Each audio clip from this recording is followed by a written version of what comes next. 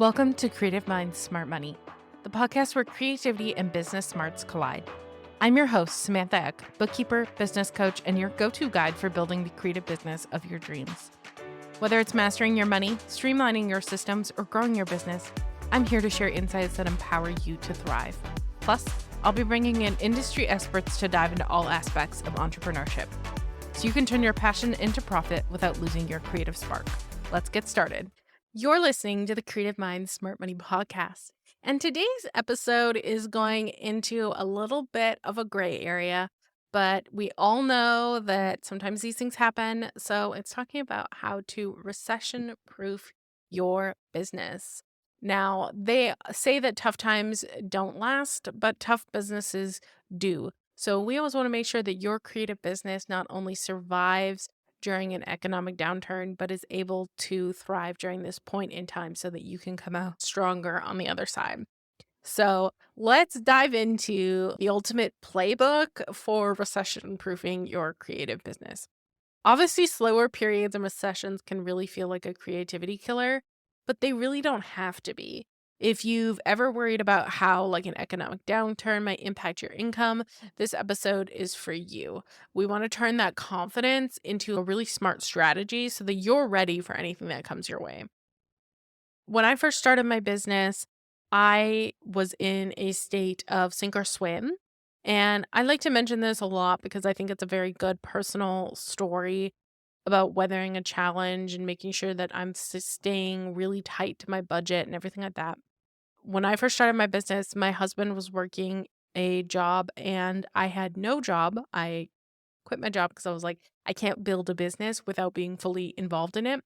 So we only had a couple of months savings and we were in this space where it was like, I have to be careful because if we overspend, then we're going to be in a really big amount of trouble. So definitely not a recession, but at that point, it's talking about how I really buckled down and made sure that I was watching any of my expenses that I had and made sure that they were advantageous to me in my business. Even as someone who was in the early stages of entrepreneurship, I always heard a lot of people say, you need to hire a social media manager right away. You need to hire all these other roles and positions. And every time I looked at those numbers, I looked at what I was bringing in because it did take me a while, obviously, to gain some clients. But I looked at what I was bringing in and thought, can I afford to bring on these people? Can I afford to have this sort of subscription? Can I afford to have this service that I want to pay for? And if I couldn't, then that's when I really looked at it and I said, you know what? I'm going to have to wait. I'm just going to have to be patient. I'm going to put it on a list and hopefully I'll be able to get to it at some point in time. When we think about recession proofing our business, the first thing that we want to think about is getting intimate with our numbers. We really want to know our numbers on that intimate level where we know what's going on in our business. You already know I'm all about tracking income, expenses, and knowing your cash flow because we've talked about this before, but you know that it's so important, especially in these uncertain times. And I want to make it clear nobody really knows when the next recession is coming. Obviously, there are a lot of economic people that try and say that there is a recession coming or something is going to be happening. But if you know your numbers, you know your expenses, you know your income, and you know your cash flow, it's going to be so critical during those slow times because you're already going to know if you can manage it or if it's going to stress you out to the nines. So just knowing and staying on top of your numbers is so important. Now, as an example, I've had loads of clients who've come to me and have had those rougher periods. Again, not necessarily recession, but where they know that they need to cut back on expenses. So they cut back on subscriptions or they cut back on buying meals with clients or things like that because they know that they need to keep that money in their bank account so that they can weather the storm, as you would call it. So, something nice to kind of have that clarity would be to have some sort of financial dashboard that you can create that shows you your income versus your expenses.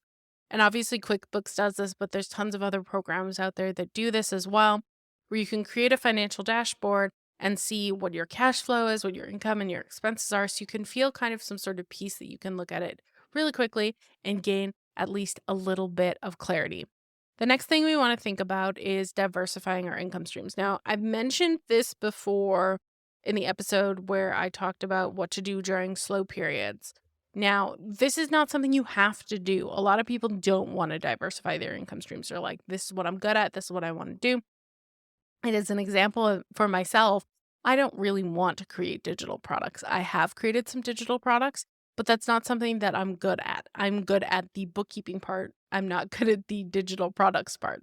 So now, relying on one revenue source is risky when it comes to relying on this volatile economy because if you are, let's say, like me, you're just a bookkeeper and the economy has a downturn and nobody can afford a bookkeeper anymore, that's the first thing they're going to drop. So that's what you want to think about. And as a creative, we know that they're the first people that you are going to drop. So the copywriters, the website designers, things like that, because they're looking at that and they're saying, well, I could probably run my own website or I could run my own social media for a while. So they're going to say, well, the economy's downturned. I just can't afford your services anymore.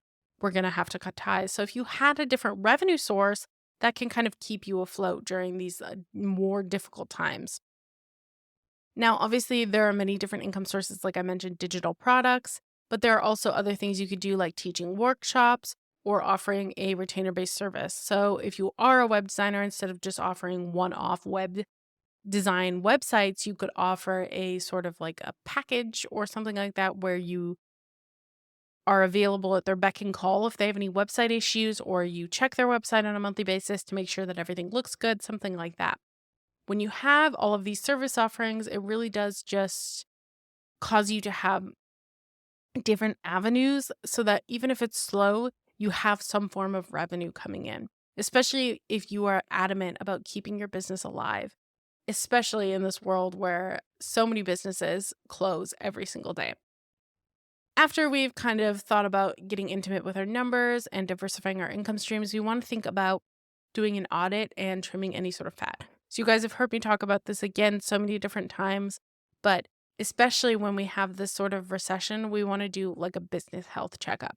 We want to cancel any unnecessary subscriptions. We want to negotiate with vendors to see if there's any way to reduce costs. And we want to revisit our marketing budget to see if we should cut back on them.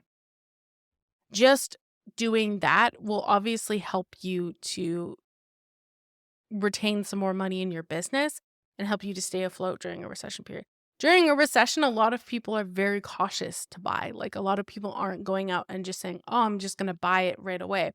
They're even more cautious than they are usually. We know as business owners in this day and age, what's very important is people getting to know you as a business owner if they want to work with you, especially as solopreneurs and small business owners. They want to get to know you as a business owner. So during a recession, imagine how much tighter they're going to be and cautious they're going to be, especially if they don't know you or they have no relationship with you. So that's really something you want to think about as well. Then the fourth thing you want to do is like lean into those client relationships. So you already have clients. Think about how do we keep them, over deliver, create that loyalty with them so that they become those clients that want to just stay with you forever. Because during challenging times, those clients who have already been with you forever are more than likely to not look at you as someone they can just drop. They're more than likely to look at you and say, that's someone I want to stay with for a very long time. So send a personal email to some of your top clients and ask them, like, how can I support you right now? I know that we're going through a recession. Is there anything I can do in addition to what I'm already doing? It'll just show them that you care about them and it'll help strengthen that relationship. And it'll really give you that edge when you're looking at like who they're keeping if they are maybe making cuts themselves and trimming fat themselves.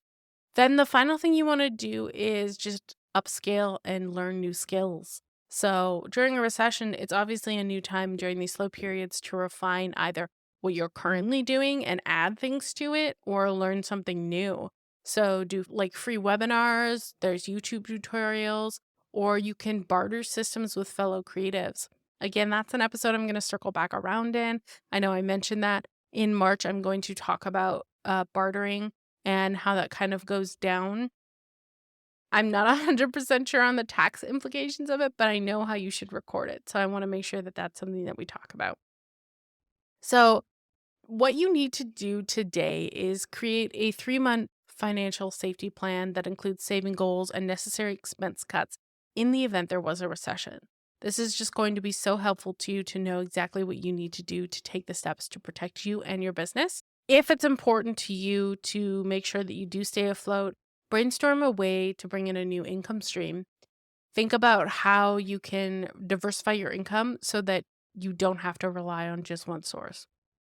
Check in with your top clients and just find ways to add value or create some sort of customized solution for them so that you create that loyalty and that feedback from them so that they don't leave you during these points of recessions. Recessions really don't have to spell disaster for your creative business, and with the right strategies, you can get your finances in order to diversify your income and strengthen client relationships. If you build resilience, you'll come out on the other end stronger. Tough times really do reveal what we're made of as business owners because they test us. And we've got innovation and grit in spades as creatives. So your next big success could come from navigating any sort of recession with a really big purpose. If you enjoyed this episode, subscribe and leave a review. If you know someone who could really use this episode, especially if they're going through a slow period, please share it with them so that they can also experience this episode as well. I appreciate you so much for listening. As always, have a great rest of your week, and we'll see you next week. Farewell, fellow travelers.